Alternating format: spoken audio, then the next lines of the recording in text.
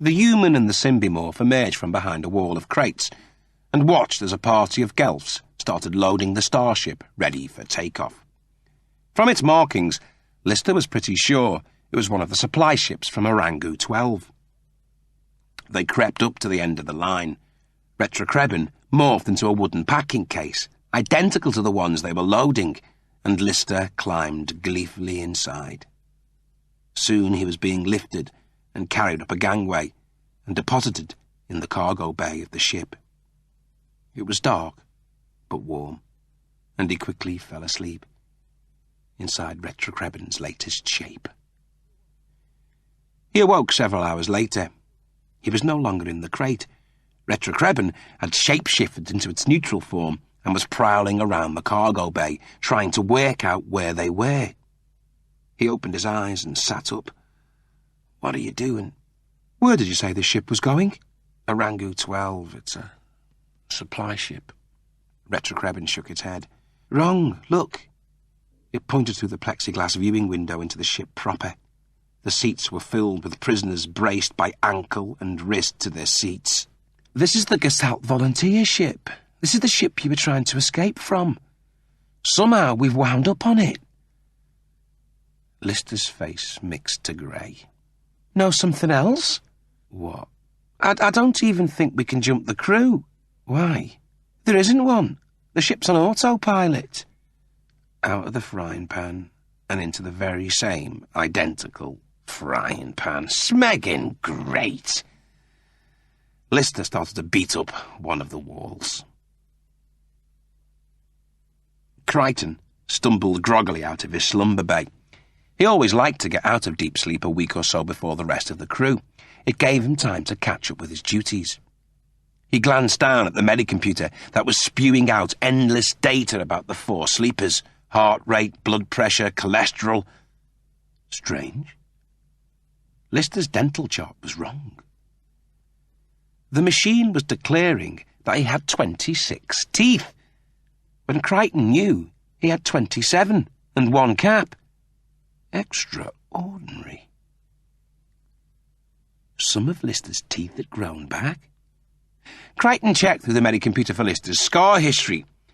He had 4 scars in all. Kryten compared the scars with the scar history of the presently slumbering Lister. 3 scars. He logged on to the derelict Starbug's onboard computer and downloaded the file marked Lister David and started to read. Confidential. Personal evaluation on crew member Lister David. Report completed by Flight Commander Dr. Alice Kellerman. Lister first came to my attention when Dr. Nicholas Thompson told me he had a particularly difficult patient and asked if I would see him.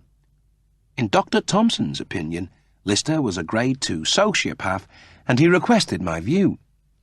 Naturally, I was curious as to how a personality such as Lister's was able to have passed the initial intake committee and been accepted into the Starfleet. In keeping with the model of sociopath behaviour, I found him to be a man of immense charm, a trait he used frequently to extricate himself from many of the predicaments he found himself in.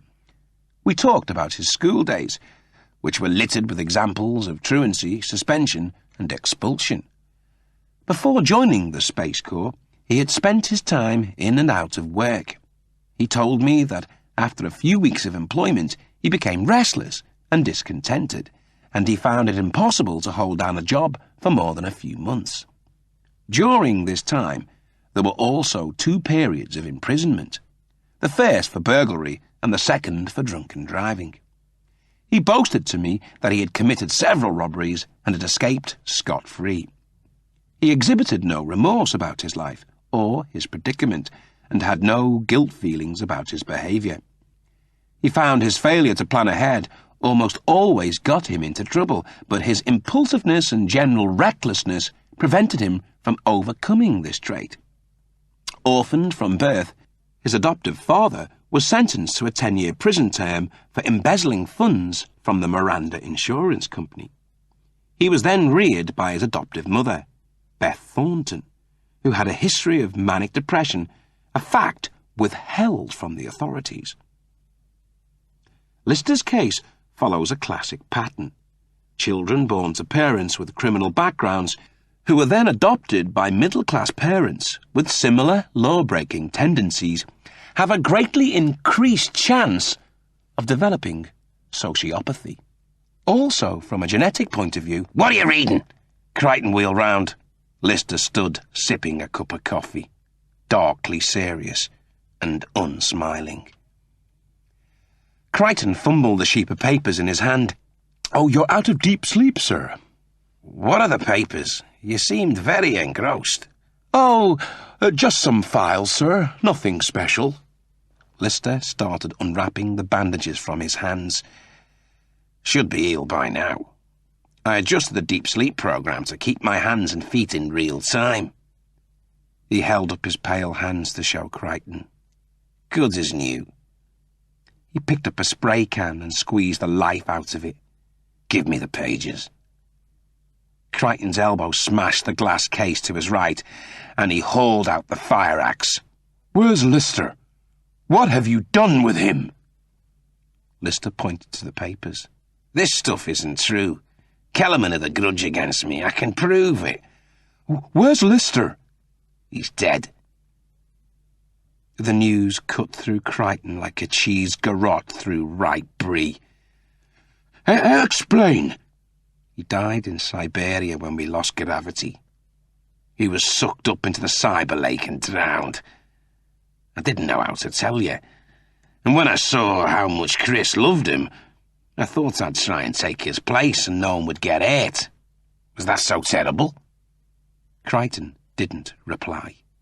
"Look, this report's not true. Call up Kellerman's CR and you'll see that everything I say is true." Kryten nodded.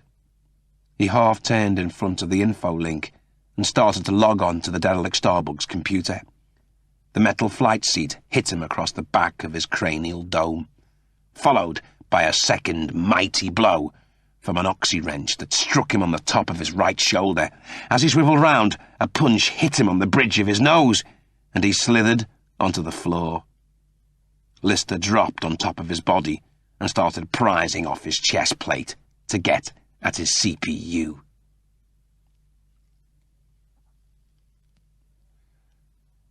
The alert siren howled out of the comm speakers. At first, Lister's doppelganger thought Kryten had somehow turned it on. But seconds later, a laser cannon exploded off the starboard bow. The mechanoid swiveled left and tipped his attacker to one side as he scrambled to his feet. "Sir, we're being attacked." Lister threw himself at his legs and started clawing at his chest plate once again. Kryten began to curse in machine code. Why wasn't he allowed to harm human beings? Clearly, his programmer had never seen the need for dealing with homicidal alternative versions of your crew while simultaneously being attacked by a foreign spacecraft.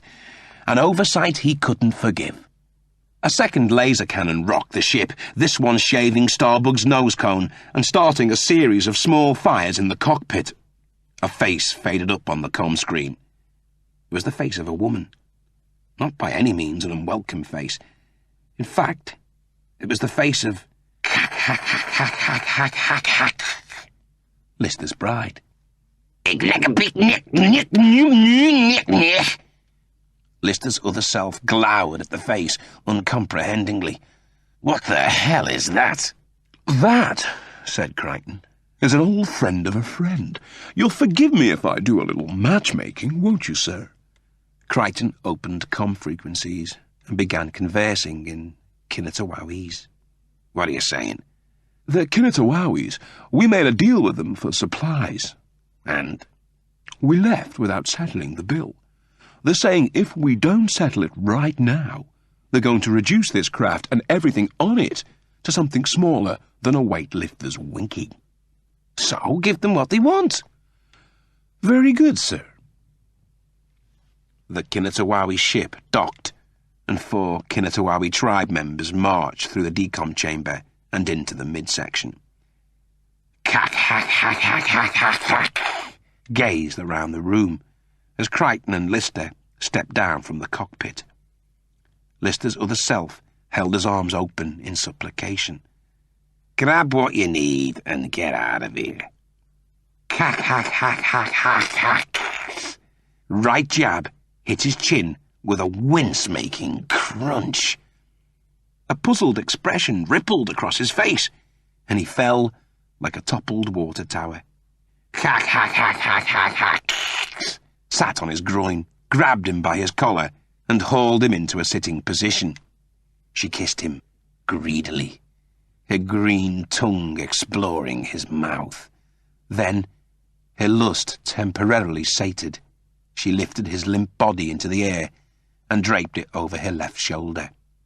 Kryten watched them leave, his face saturated in smiles. He was just thinking how being online could be so good sometimes when his olfactory system detected the fire.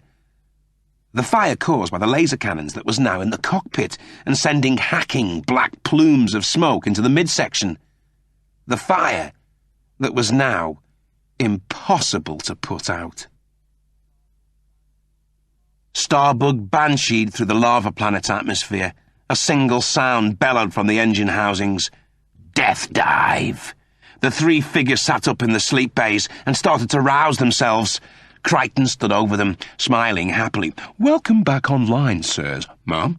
He emitted this greeting without a trace of panic. At no point did his voice hint at the fact that the ship was out of control and caroming towards a planet whose ground temperature was hotter than a gigantic chicken fowl.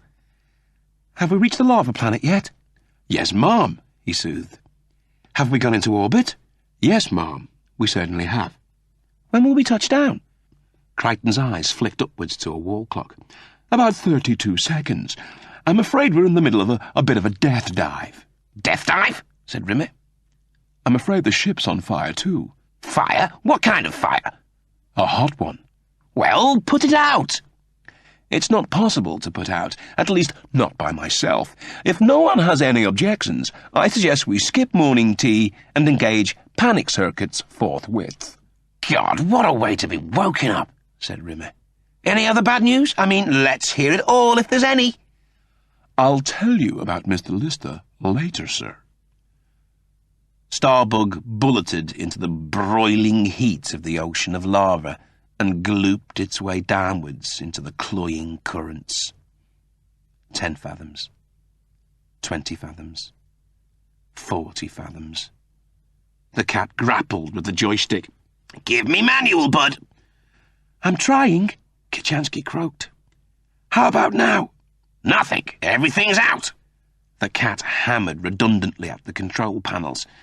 "It's deader than penny-round collars."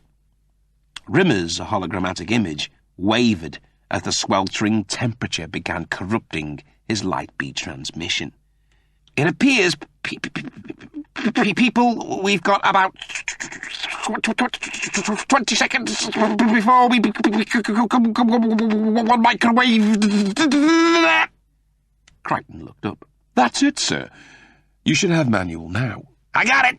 The cat snapped back the joystick, but the craft was unable to change direction. It was impossible to break the lava's embrace. Kachansky's fingers spun across the command keyboard. "Launching Scouter. Let's see if there's any other way out of here." The cat maintained his one-arm wrestling competition with the joystick. "We can't maneuver in this stuff. It's like driving through a double-thick banana milkshake. There's no way out of here." Scouter remote link bleeped into life.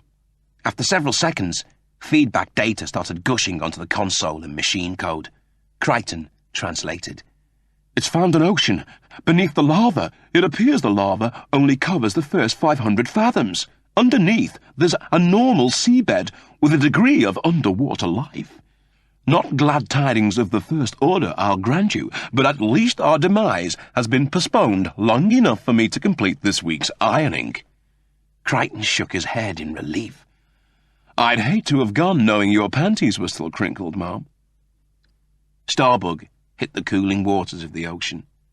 The craft stabilized and the steel and metal framework screamed out in agony as the dropping temperature twisted and buckled the ship beyond all recognition. The hull was intact, but hugely misshapen. It looked like a cheap plastic toy that had been held in front of a flame. The cat tapped in the commands, to transfer the engines to marine propulsion, and Starbug banked to its starboard bow and started to explore the world under the molten lava. Travelling just beneath the lava ceiling, the craft covered almost 400 miles in a 4-day period, looking for some kind of blowhole that could act as an escape route. They found nothing. Meantime, the oxygen and fuel supplies continued to run down. The yellow alert signal peeped from the cockpit. Rimmer looked down. Scout has found something. A picture slowly jump-framed into focus. A corkscrew-shaped ship, the size of a 3-day music festival, lay half-buried in a gigantic bank of sand. 100,000 portholes pocked one side of the vessel. Scouter tracked down the craft's hull until finally it came to rest on the ship's name. Browned by seaweed and moss, the ship was the Mayflower. The airlock hissed open, and 3 figures dripped seawater into the Mayflower's reception chamber. Kryten removed Rimmer's light beam from its waterproof pouch and launched him into being. Rimmer nodded courteously. "Thanks, Kryten." Kachansky threw the cat a torch. "OK, let's split up. Rimmer, you go with the cat. I'll go with Kryten." Rimmer's eyes darted down the maze of darkened corridors. "Why? Why should we split up?" "We'll do the search quicker." "What's the hurry? You've got a major luncheon appointment you've got to rush off to." Rimmer jabbed his nose at the cat. "I'm not teaming up with him." "Me? What's wrong with me?" asked the cat. Rimmer brayed with contempt. "You're totally egocentric. You only look after number one. You flee at the first sign of trouble. You're vain, selfish, narcissistic, and self-obsessed." "You just listed all my best features," said the cat, confused. A safety door hissed open, and Kachansky and Kryten stepped into a gallery lined with deep sleep units. A strange orange fungus with yellow pustules dripped down from the ceiling. They unscrewed a floor square and took a time-consuming and hazardous detour down the underfloor air vent shafts. When they surfaced, they found themselves in some kind of research lab. Kryten paused in front of an impressive-looking bank of computer terminals. "Hubba, hubba, what have we here?" He flicked a switch on his chest plate and pulled out a stretchable computer lead, which he attached to one of the terminals. "Just downloading the black box, ma'am." The pupils in his eyes suddenly disappeared and were replaced by 2 small clock faces.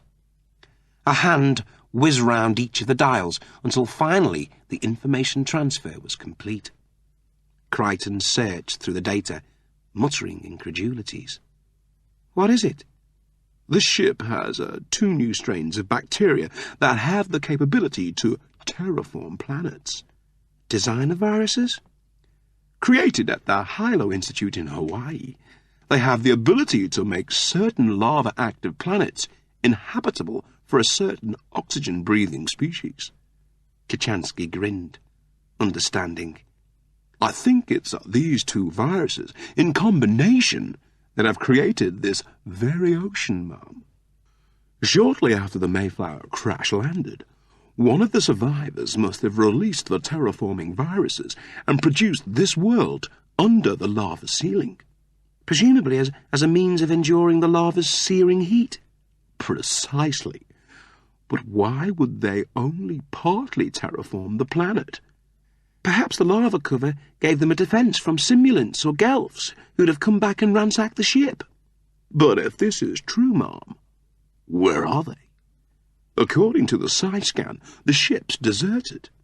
"On occasion, the side scan's been known to be wrong." Kryten nodded. "The important point is this. If we can find some vials of the terraforming viruses, we may be able to use them to eat our way through the rest of the lava crust. According to the mainframe, all viral strains should be located in the next antechamber." The hatchway door arced open, and they stepped inside. The whole of the chamber had been pointlessly wrecked. Kryten stooped and picked up a handful of the pencil-thin tubes of glass. But what was it? What did it do? Identifying the different viruses was going to be close to impossible. Floodwater had washed away most of the ident codes, and without them, they couldn't cross-check with the mainframe. They simply had to find tubes with ident codes intact. After almost an hour, Kryten finally found a vial that did have an ident number. He returned to the gallery and searched through the databanks on the Mayflower's mainframe. There was a brief description of the virus's structure and what it did. Kachansky pulled on her earlobe. There are hundreds of thousands of vials in there. It's taken over an hour to identify one, and we've got barely 5 hours left. We're never going to find it in time. It's 1 billion to 1 shot. Kryten started back into the antechamber. It's the only shot we've got, Ma'am. The twin beams of light zigzagged down the corridor. They walked in silence past a series of sleeping domes. Dolochimps, dingo-tangs, symbimorphs, all empty.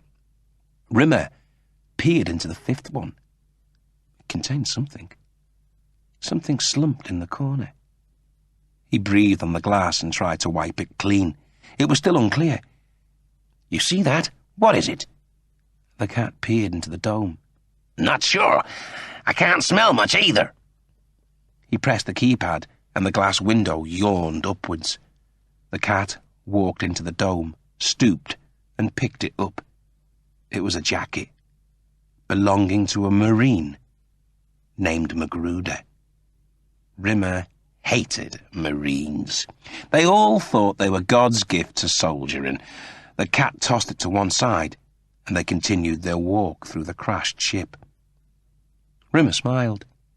He dated a girl called McGruder back on Red Dwarf. She was pretty, dark-haired, with computer blue eyes. Normally shy around attractive women, unusually for him, he'd opened the conversation when he'd inquired why she was wearing a white bandage around her head. Was she a Buddhist or something? She'd smiled and said she'd just been released from the concussion ward.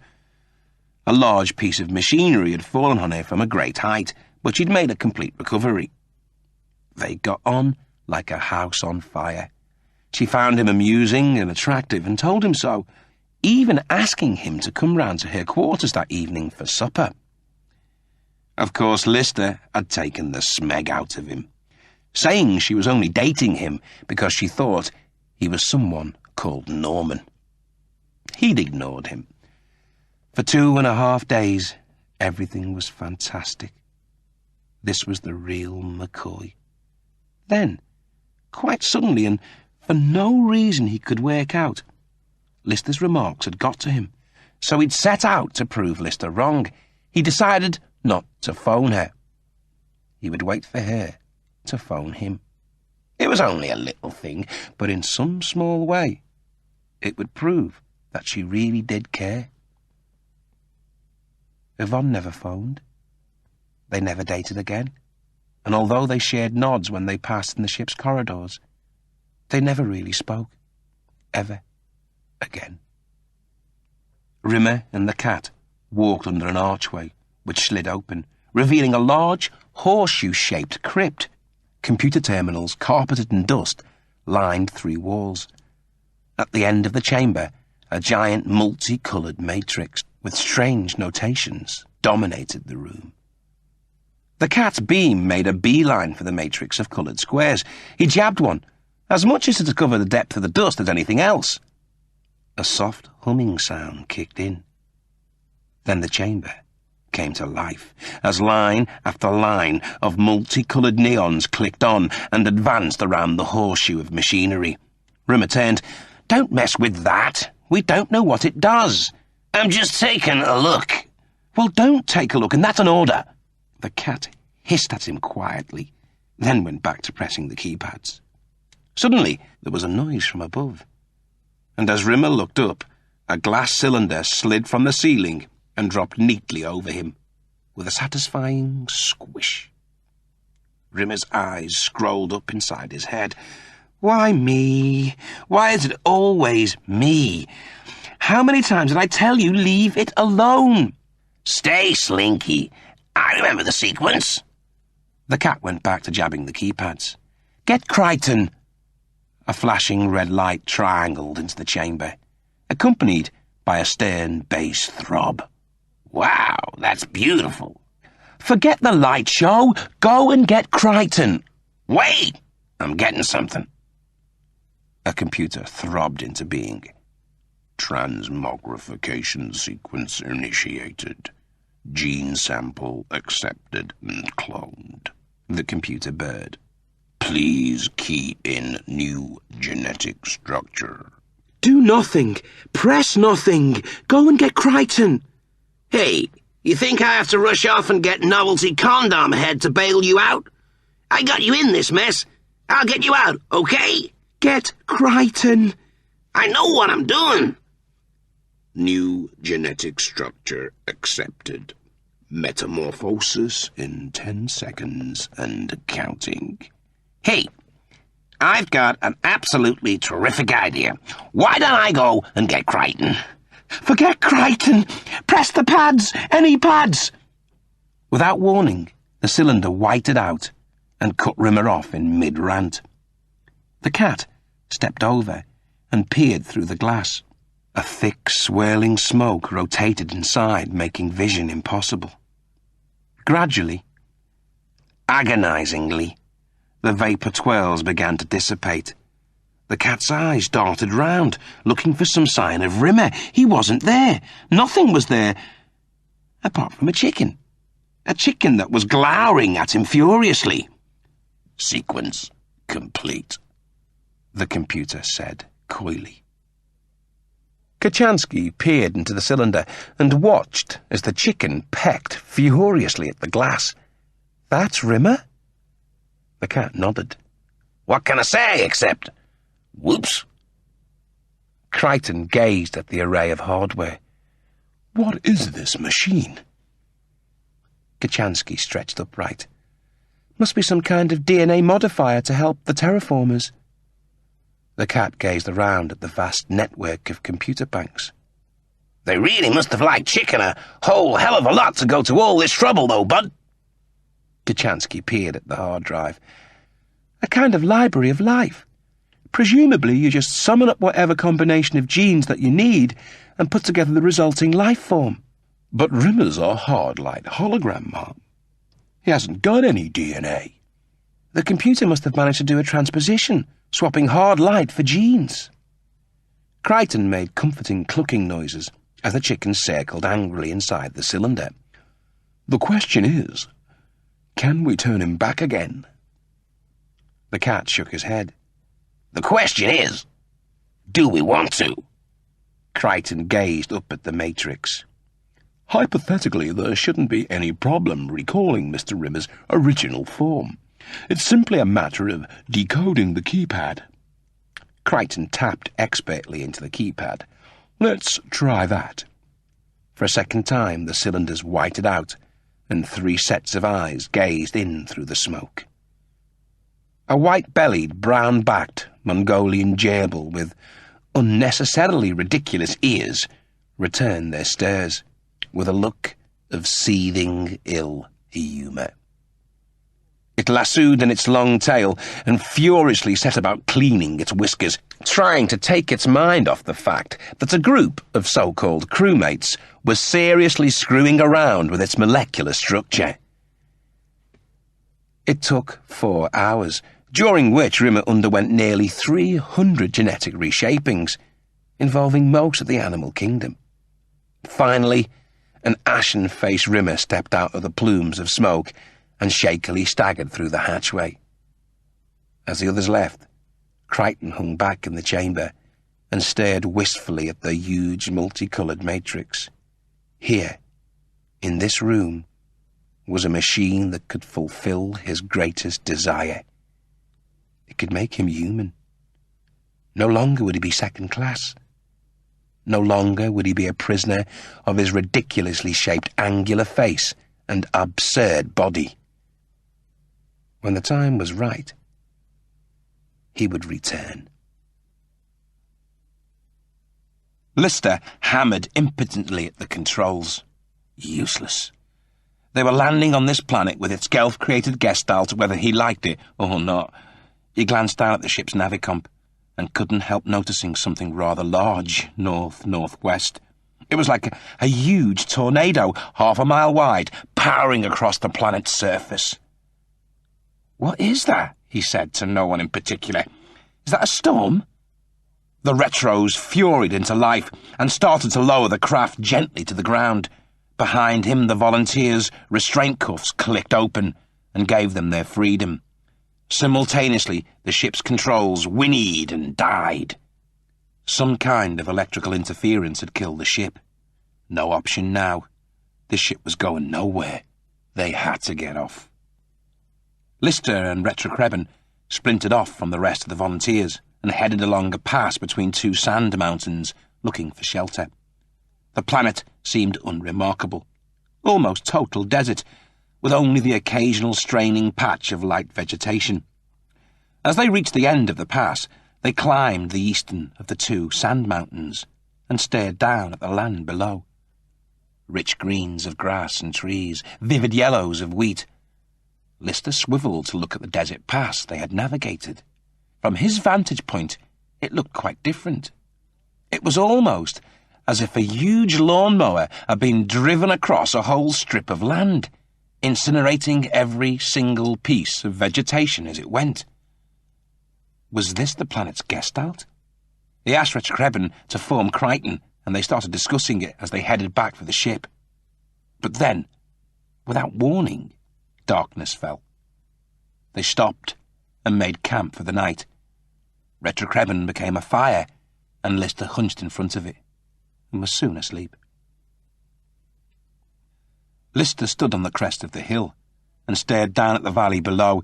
It was as if someone had taken a gigantic razor and cut a swathe across the land.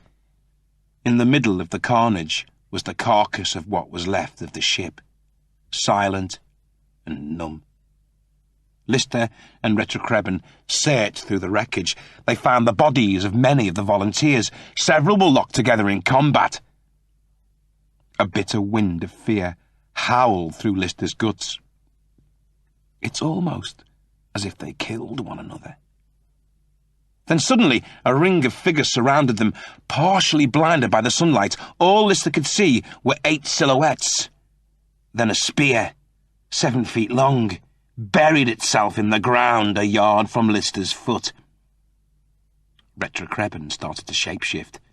The neutral form undulated into a hovering, transparent curtain that wrapped itself around Lister and then hardened. Lister was forced to squat on his haunches as he found himself cocooned in a reinforced glass shell. The figures kicked the glass nut without result before accepting defeat. They picked it up and started to carry it back to their base. Lister squatted inside Retrocreben and watched as he was carried down a series of cavernous passages where he was set down in front of an open fire. A figure shawled in an animal fur stood and peered down at him. The figure was human. Sensing Lister's mood change, Retrocreben shapeshifted into its neutral form as Lister stared into the face of another member of his species. The man held out his hand and grinned. "Mr. Lister, I presume?" "Yes," said Lister, dumbfounded. "Lieutenant Colonel Michael R. McGruder, sir," said Lieutenant Colonel Michael R. McGruder, still holding out his hand. "I believe you know my father." "Your father?" "He's one of the greatest soldiers ever to serve the Starfleet, sir. A man of such bravery and resourcefulness that he alone was revived by the onboard computer to protect your life. My father, sir, is Arnold J. Rimmer, sir." Lister groped for some means of support to keep his balance. Finding nothing, he slowly concertinaed down onto his knees.